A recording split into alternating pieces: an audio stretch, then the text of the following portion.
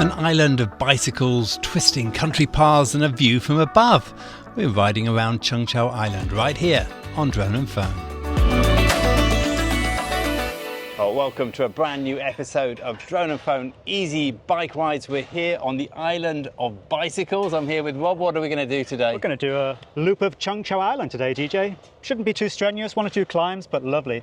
Very easy also to pick up a rental bike, which is what we've done. Time to get going.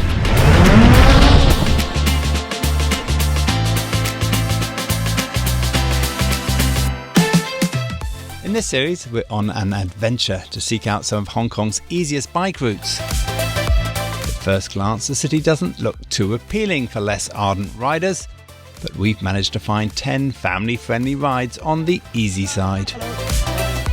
Join us as we explore the routes on shared bikes, rental bikes and our own 2 wheels. We started the day with a 40-minute ferry ride from Central.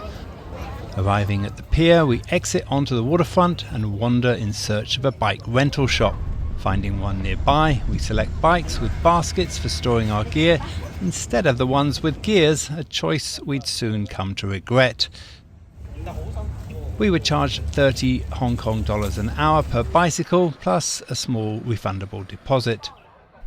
This island of bicycles is a popular tourist destination with a bustling main promenade that's totally accommodating to cyclists.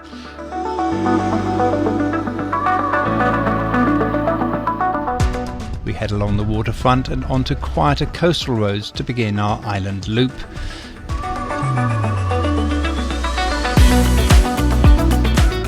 It's not long before we discover that the route is a little bit hillier than expected and wonder if we can handle the inclines on our fixed gear bikes. Well, we've just done the first part, which is a lovely, easy, flat ride along the coast, and now we turn up a hill. This is I think really the only major climb. Not far, only about 30 meters up, but still too much for me. Rob's gonna give it a go, I think.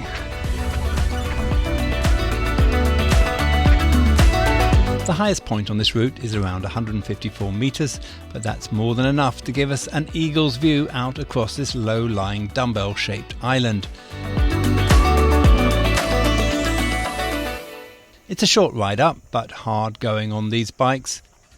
Reaching a set of steps, we can't ride any further. Our bikes come with a lock, so we tether them together and head on up. A short walk up rewards us with some fine views from the observation deck. If you're feeling adventurous, head down the long set of steps below the pavilion and treat yourself to a few more perspectives.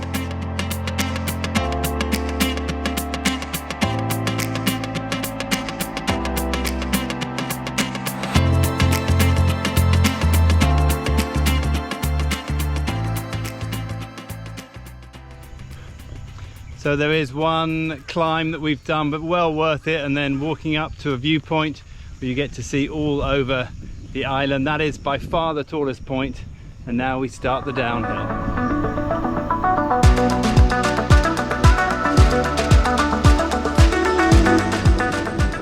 The route down is mostly freewheeling along narrow paths that descend back down to Pak Shek Prior Road. We dart down the second street on the left and on through alleyways that snake through to Tung Wah Beach.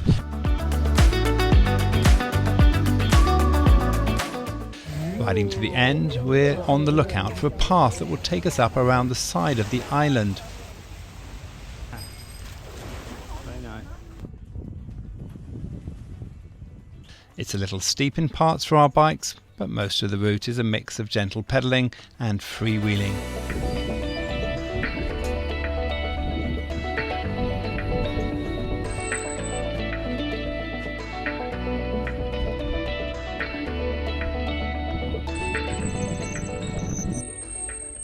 This is the longest section of the route and signage is helpful, but intersections had us reaching for our GPS map.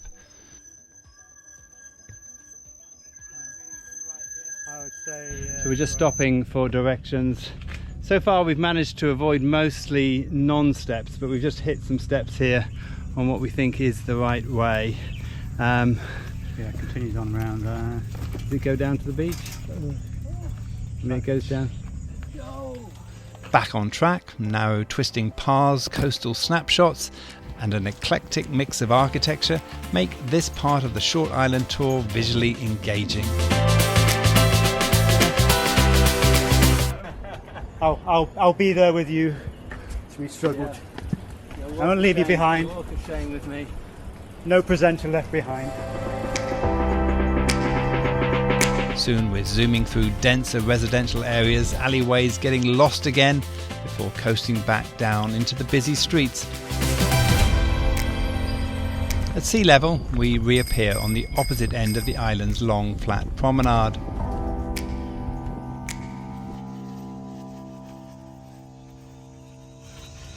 Before heading back into the village, be sure to check out the typhoon shelter where you can sit under a pavilion and watch the world go by. But for us, time to pedal back through the busy village and return our bikes. So on these bikes we've struggled a little bit on the uphills. It's also a very hot day today, over 30 degrees. So we've ended up pushing a fair bit on the steep parts, but going down those little lanes has been so much fun. It's really enjoyable, as is like this on the flat, going through the town and seeing all of the life in full swing. Have a look at this.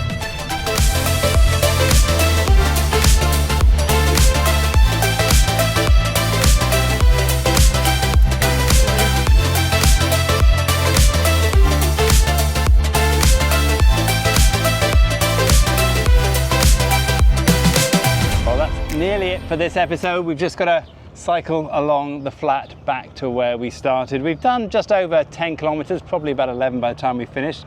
It's been really fun. How's it been for you, Rob? A lot of twists and turns. Bit too much uphill for me, but pushing. But actually, by the time we get to the top, great views. The downhills were fun. Really fun, exploring all these little paths. We didn't have gears on our bikes, so we ended up pushing up the steeper parts. Now, if you're finding this for the first time, you're going to find all of our other episodes nicely catalogued on our website at droneandphone.com and also on our YouTube channel. For now, my name's DJ. I'm Robbie. And this is Drone and Phone.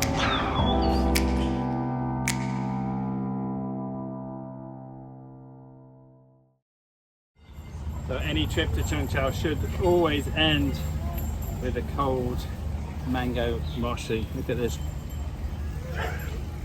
Oh, that is fantastic.